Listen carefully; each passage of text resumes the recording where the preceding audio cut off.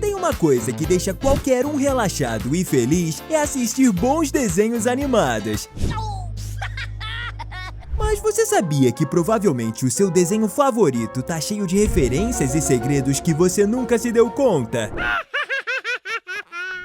No episódio Fim de Semana, em Bluey, quando a Bingo tá sem sono, a gente vê Tilly, sua filha mais velha, tentando ajudar a caçula a relaxar. E Bluey mostra os detalhes da sua boneca pra sua irmã. O interessante é que ela é uma clara referência à personagem do mundo infantil Moranguinho. Só que vemos que a versão do desenho é canina, e ao invés de morangos, os seus detalhes são em sushi, provavelmente para evitar algum tipo de processo judicial. Mas de fato é uma referência. Confira agora os 18 maiores segredos dos desenhos animados que você provavelmente nem fazia ideia. Chega mais, vem comigo! Tá começando mais um Teen Videos! Como Treinar o Seu Dragão é uma das melhores franquias da DreamWorks. Mas será que você já notou que o primeiro personagem a ser apresentado não foi o protagonista principal Soluço? Ou algum dos vikings do seu povo, e sim o próprio Banguela, o dragão que também é protagonista? Ao contrário do que muitos imaginam de que a primeira vez que o Fúria da Noite aparece é quando o Soluço o captura na floresta, o dragão noturno na verdade apareceu de maneira bem escondida, já na abertura do filme, voando próximo ao logotipo da DreamWorks. Fala a verdade pra mim, você já tinha notado isso? Porque eu não. A Nickelodeon também é uma das grandes produtoras de desenhos animados de todos os tempos, ao lado da Disney e da Cartoon. E dois dos seus maiores e melhores desenhos são Bob Esponja e The Loud House,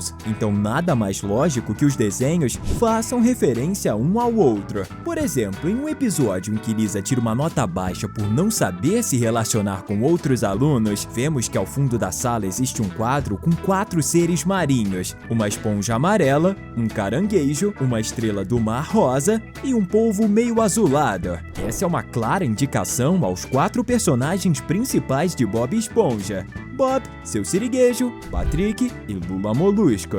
Piscamos a referência, Nick. Desenhos animados também estão repletos de mistérios e teorias obscuras. Uma das mais conhecidas acontece na série dos seres amarelos mais antigos da televisão, os Simpsons. Ela envolve ninguém menos que o chefe Wiggum, o responsável pela delegacia de Springfield e toda a sua família. Isso porque se a gente olhar bem pro filho do personagem, ele não tem semelhanças nem com seu pai nem com sua mãe. Por isso os fãs insistem na teoria de que na verdade o garoto seria filho do Ed, um policial que trabalha com Wiggum, principalmente por causa dos cabelos dos dois que são bem parecidos. Inclusive em um episódio da série o segredo é finalmente revelado e a esposa do Wiggum admite a traição. O detalhe é que o episódio não é considerado canônico e por isso o mistério continua no ar.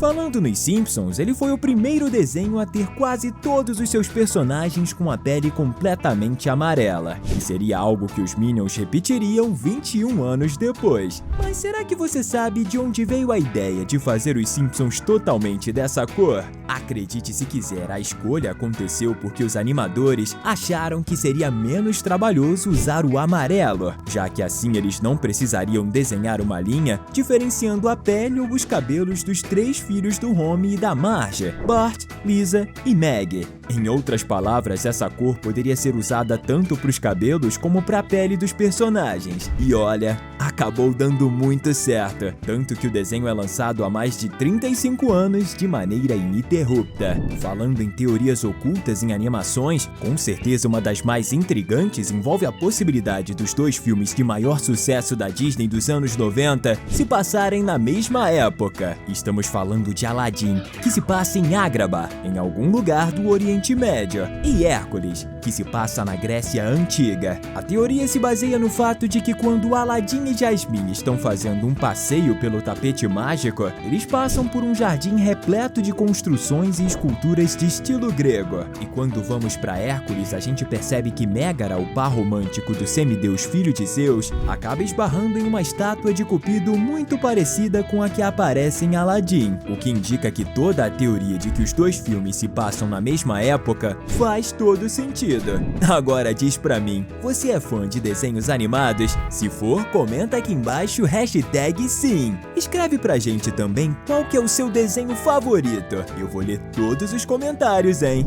Não é nada incomum que desenhistas se inspirem na vida real para criar seus personagens. Afinal, a arte imita a vida, não é mesmo? Vemos que isso acontece, por exemplo, na série da Bluey com vários personagens. Por exemplo, o criador da série se inspirou no fato de que quando era adolescente, ele tinha um cachorro da espécie Blue Heeler, muito parecido com a Bluey, cheio de energia. Daí veio a ideia de criar uma série que se passa em um mundo que é habitado por cães no lugar dos humanos, e a família principal é composta por cachorros das espécies Blue e Red Heeler. Além disso, o próprio Bandit é uma mescla de duas pessoas da vida real, o próprio Joe Broom, que é pai também de duas garotas, e seu irmão Adam Broom, que é arqueólogo na vida real, assim como o pai da Bluey. Além disso, o outro irmão de Joe, Dan Broom, trabalha na série da Cachorrinha Azul como designer de som e mixador, além de ser o dublador do Stripe, irmão mais novo do Bandit, assim como Dan é irmão mais novo do Joe. Os pais de Joe se chamam Bob, que serviu de inspiração pro vovô Bob da série, e sua mãe se chama Nana, que é a inspiração pra vovó Nana.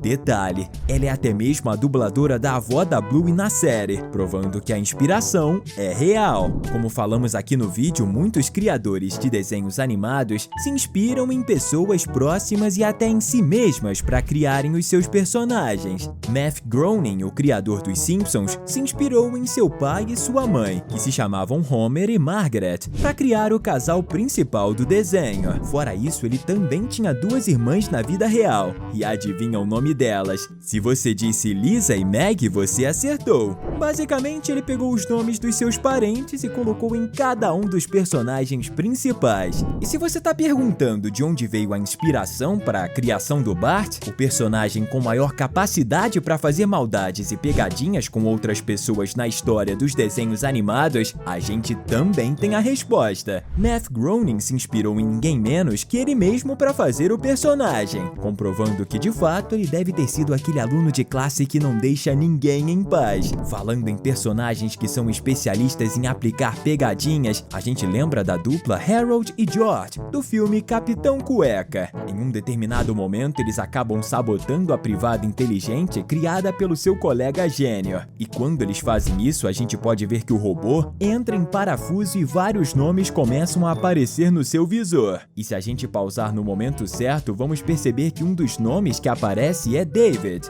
E isso não é por acaso, já que o diretor do filme se chama David Soren, que também trabalhou em outras animações muito famosas, como Madagascar e Turbo. Ainda temos mais alguns segredos para te contar, mas depois de ver tantos, eu acho que a gente tá merecendo a sua inscrição. Clica aqui embaixo e entra pro nosso grupo de fãs de desenhos e animações. Voltando ao campo das teorias meio obscuras envolvendo desenhos animados, temos outra que é simplesmente de explodir a cabeça. Praticamente todas as pessoas do planeta sabem que o desenho de Bob Esponja se passa em um local chamado Fenda do Biquíni, onde vivem seres aquáticos como se fossem pessoas. O que a maioria dos indivíduos ainda não sabe é que existe um ecossistema marinho que de fato se chama Fenda do Biquíni. Melhor dizendo, ele se chama Atol de Biquíni, e é um local onde é impossível se encontrar vida humana, por ser extremamente radioativo, já que foi usado muitos anos atrás para teste de bombas nucleares pelos Estados Unidos. Talvez essa radioatividade explicaria como esponjas, siris, estrelas do mar e outros animais marinhos se desenvolveram e ficaram tão inteligentes a ponto de viverem em sociedade. Inclusive, é desse mesmo lugar que deriva o nome biquíni, que é usado para dar nome à roupa de banho composta por duas peças, como as que a Sandy usa. O detalhe é que na França a palavra biquíni é um termo registrado e não pode ser utilizado por qualquer um, e provavelmente daí que veio a inspiração para a criação do personagem francês que sempre vemos em Bob Esponja. Voltando ao desenho da Bluey, a gente pode ver que os animadores da série realmente são fãs dos grandes filmes da cultura pop. Isso porque no episódio O Avô da segunda temporada, vemos uma cena que foi totalmente inspirada na trilogia de fantasia que mais faturou na história, Senhor dos Anéis. Quando Bluey, Bingo e o vovô Mario estão escondidos da Tilly, eles usam uma raiz de árvore para ela não percebê-los e depois jogam uma pedrinha para distraí-la, então saem correndo. Essa é basicamente uma reprodução da mesma cena que acaba acontecendo no primeiro filme de Senhor dos Anéis, onde os hobbits se escondem sob raízes e usam a mesma tática que os personagens do desenho da Cachorrinha Azul. O interessante é que outros desenhos também têm referência aos filmes que se passam na Terra-média. Esse é o caso de Bob Esponja, que no episódio Duques e Dragões faz uma referência ao vilão de O Senhor dos Anéis, Sauron. A gente vê Plankton como o grande mago do mal, vivendo em uma grande torre. O detalhe é que ela é igualzinha à torre onde governa o Senhor das Sombras, da trilogia de filmes dos Anéis de Poder, onde podemos ver o olho de Sauron, assim como o Plankton, que também tem só um olho. Uma referência mais clara que essa é impossível. Estamos deixando 2 conteúdos incríveis para você continuar se divertindo aqui com a gente. Valeu e até a próxima!